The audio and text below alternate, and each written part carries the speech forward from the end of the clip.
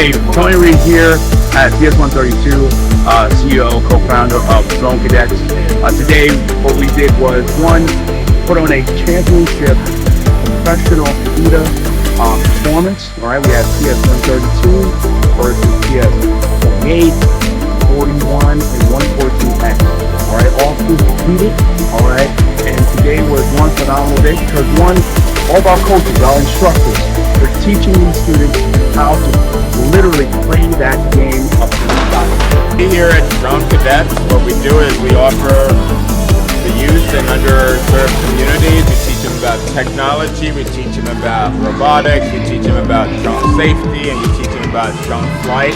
What's going on? Dr. Anthony Brown hanging out with the cadets. Drone Cadets. Oh man, if you haven't been here, this is like my third year, and I'm telling you, you're missing out. This is one of the hottest STEM programs you ever want to be a part of.